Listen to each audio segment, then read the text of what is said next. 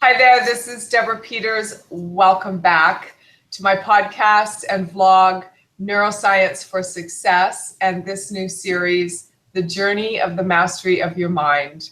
And today we have an amazing show for you. And you know, all of our content comes from personal experience. That's what makes it so amazing. And so say hello, Richard Daniel Curtis. Oh, hello, guys. It's great to be with you. Thank you very much for tuning in. Yes, thank you. And just so you all know, we're recording this on the holiday Monday. It's Memorial Day here in the US. It's a spring or bank holiday in the UK. What's the holiday? It's a bank holiday. I'll be honest with you, I can't remember what it's for. You know, that's what's really cool about the UK is like they just call it what it is. Like it's a bank holiday. You know, here we have all these names, not to diminish Memorial Day because we get that that's all about our fallen heroes, but you know, it's like you just nail it. It's like it's a bank holiday, so we're taking a Monday off. We need one this month, right? Yeah, the shops are open, banks are closed. Yeah. So take a break. So here we are, and I want to thank all of you for subscribing. We have some new subscribers this weekend. Thank you so much, Maxim, for that amazing compliment and the comment on our channel. And we really appreciate all of our viewers and watchers. So thanks so much for being a part of our tribe. It's working, it's building, and it's growing. And so yeah, today's episode is something that I've actually had a lot of personal experience with, and I'm sure that there's many of our viewers can relate to this. If you've ever had a challenge in speaking up for yourself and then having that build up inside and create like this angst. So I thought this would be a really good topic for us to do a vlog on. And I know, Richard, that in your work with kids, I'm sure that and parents, getting on the same page with each other, that's often a major hurdle, right? Yeah, I think that would be fair to say. You know, I had this epiphany recently, and it kind of goes into some of my old programming. I think one of the challenges that I watched my mother deal with was being able to express herself, being able to, you know, speak up at the appropriate time so that she would empower herself. And instead, I think I watched her many, many times kind of hold back and not speak out, and then later have to sort of like, after she'd stewed on it for a while and then it became like this thing, then she'd have to go back and like, then it became like standing up for herself. So the epiphany I had this week, and you're going to love this, is because we've talked so much already about, you know, moving toward our goals, moving forward in life. And we've also talked about being driven by pain and being driven by fear. And, you know, even saying these words and rolling out this concept to you, I can feel the shift in my body, like moving toward my goals or moving away from pain. Like that's awful already. So the epiphany that I had is that when we feel like we have to stand up for ourselves, that's a defensive mode. That's a away from feeling pain driver. That's I don't like this anymore, so I'm just going to stand up for myself, and that's, you know, that's going to be the end of it. So that's being out of alignment with your inner being. That's being disconnecting yourself from your empowerment. And the flip side of that, because there's always two sides to the coin, the flip side of that is speaking up and speaking out.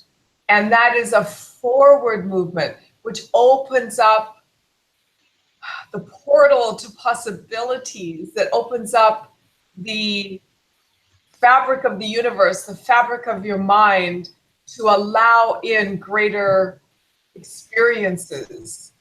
So I wanted to lay this concept out, and I'd love to hear your feedback, Richard, when we're doing sort of like a comparison between standing up for myself, you know, defend, defend, defend, or speaking out and speaking up in truth, and have that be about moving forward and opening up possibilities.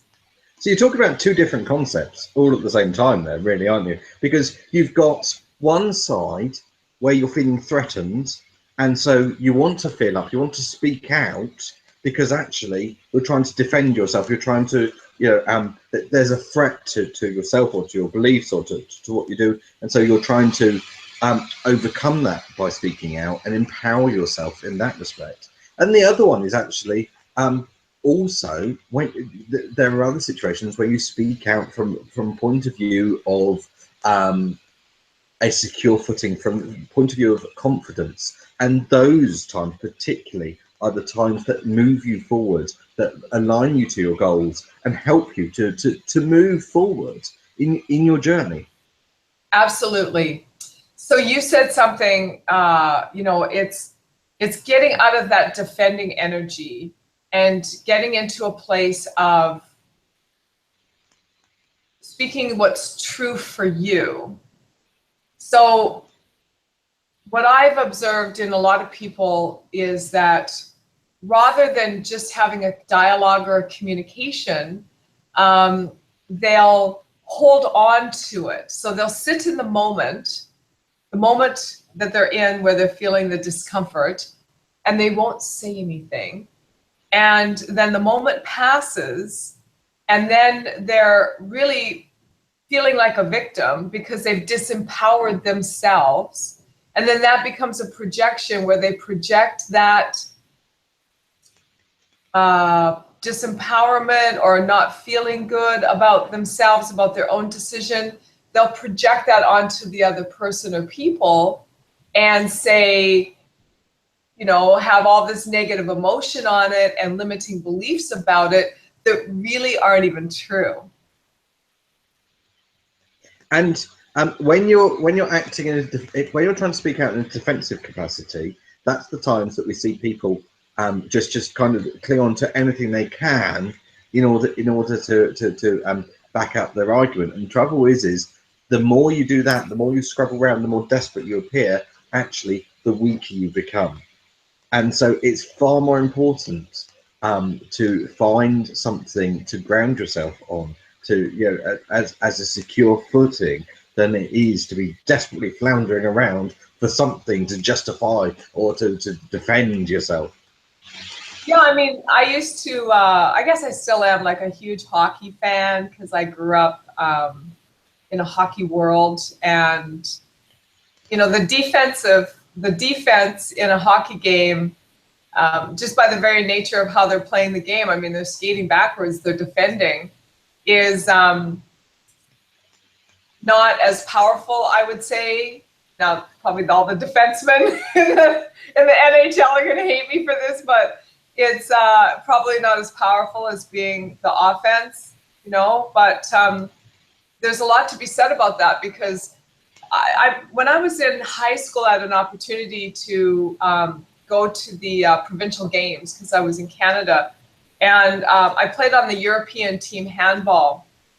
We lost. We were just like, had no idea what we were up against. These girls were brutal, but it was a good experience. And, you know, the thing was if where offense would break, defense had to make up. And that's really what we're talking about here, is when you're in that moment and you don't feel the power of truth with your alignment with you to say what you really feel or think in that moment, that which would be like an offense, right? Then later you're finding yourself having to defend. So now you're in defensive, and that's always, well, not always. It's probably not the most empowering place to find yourself. Definitely, because you haven't got a sure footing. You know, the English phrase that we use is that you take a backward step, or you're on the back footing. That's, you know, you're right. If you're moving backwards in order to be able to defend yourself, then actually you are likely to stumble because you know, we spend our whole lives looking forwards, and it's you know, if actually you're having to take a couple of step backs in order to defend yourself, when actually, if I'm in that situation, I'll be honest with you, I would often deal with that situation. Okay, let's say for example, something's gone wrong or made a mistake or something like that. Deal with it, own up to it, and then move sideways onto something else. Yeah, you can make a lateral move. Something yes, something that makes me feel, you know, empowered. Something that makes, you know, that I'm confident about. Something I can move forward with. So that in my life, yes, I mean, we all have things that we have to deal with. We all have, you know, things where actually things, you know, something hasn't gone to plan. You know, maybe, yeah, because we work with several hundred schools over here. You know, maybe actually, you know, one of them complains that they haven't received some content or an email or something like that. We know we've sent it. Now, actually, rather than getting all defensive about that, I just say, thank you for letting us know. Sorry that you haven't received it. Here it, yeah, I've copied and pasted it below. You know, Here you go. Yeah, and then you just take, any problems, just let me know, and then I'll move on to something else. yeah, yeah. So I want to make a clarification here, and that is, if you are in the moment and you're not, for any reason, able to speak your truth, it's okay. You can always step back, regroup, and come forward and speak your truth.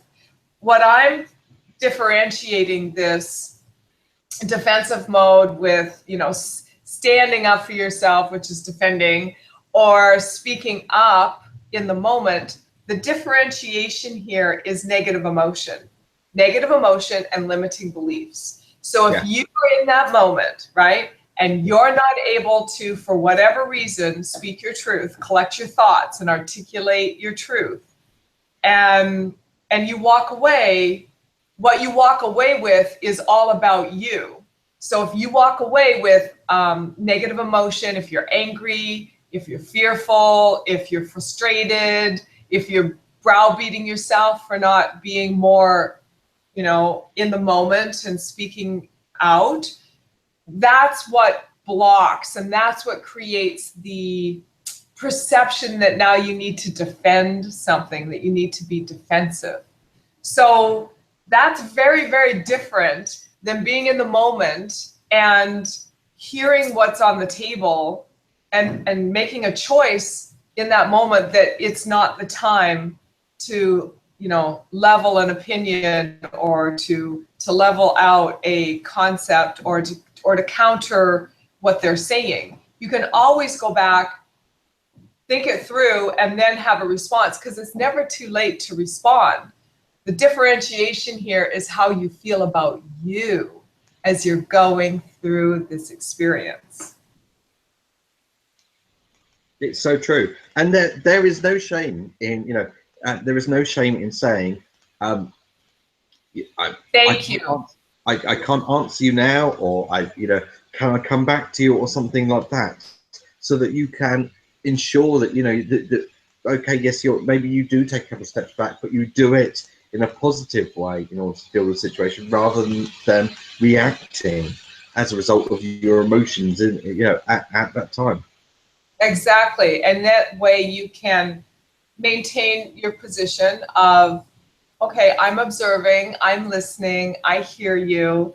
And in order for me to respond effectively, I need to take a moment and to review, and then I will come back with a response.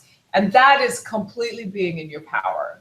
So then you never really have to stand up for yourself. And we've talked about this in so many vlogs, asking yourself the right questions, the quality of your self-talk, the way you relate to yourself about any kind of a situation determines how well empowered you are and how well empowered you stay. So, can I add something in at this point? Yeah. There is no shame at all in negotiating a way forward.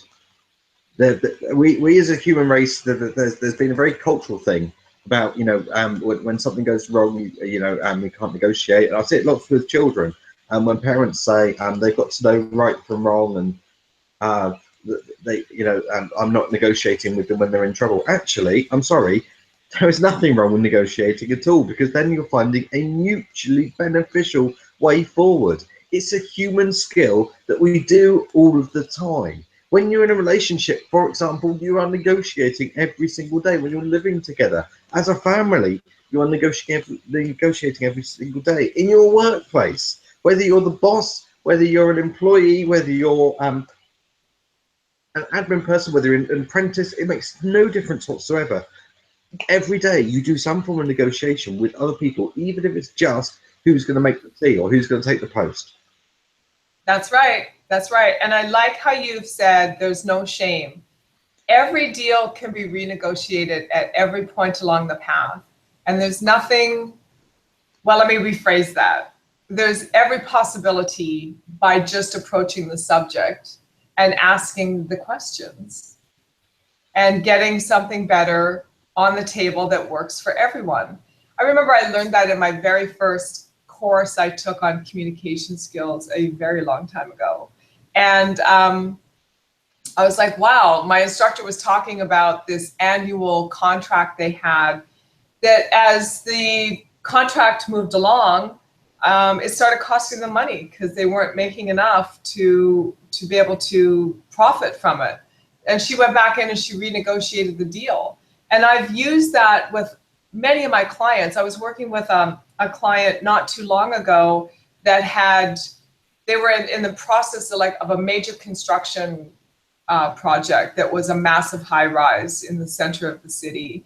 And she had completely underestimated the project, and it was going to end up costing her money in the long run.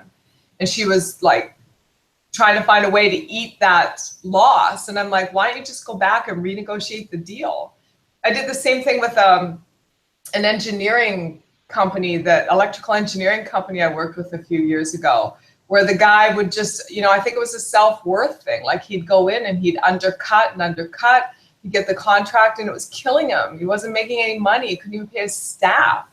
And I'm like, okay, it's time to regroup here. So I think the moral of the story for us is, first of all, there's no shame. Thank you, Richard. That's brilliant. Secondly, there's a massive difference between standing up for yourself and speaking up for yourself. One is an away from, and one is a toward. And we always want to be moving toward. That's what makes our life fulfilled and brings us joy. So I think we're crushing the time. What's your one?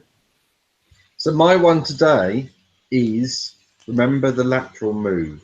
Sometimes to move forward, you need to move sideways. Whoa, Art of War. I like that. Yes, and my one is to, in the moment, really stay present in the situation. So you don't have to sit there and think about what you're going to say. Don't do that. Stay present in the moment. Listen, pay attention to body language, pay attention to voice tonality, take in the environment, watch what's happening, pay attention, and then you can decide from that place of power if you're going to respond and how you're going to respond. So if you decide not to respond, you can always circle back and you can just lay that on the table and say, hey, thank you. I've heard everything that you have to say. I appreciate your perspective on this. And I think this is going to take me just a minute to sort of digest this. And I'd like to calendar a time to get back to you. And then nobody's on the defense. That's my one. So say goodbye. Wow. Thank you, Deborah. Absolutely amazing as always. Thank you very much, guys. Please like, subscribe. My Twitter is Dad and Expert. Please just reach out, follow me, make contact. It'd be great to hear from you. Thank you very much, guys. I will see you very soon. Absolutely. And my Twitter's NEI4Change. Thanks for tuning in. And likewise, love you guys. Adios, amigos.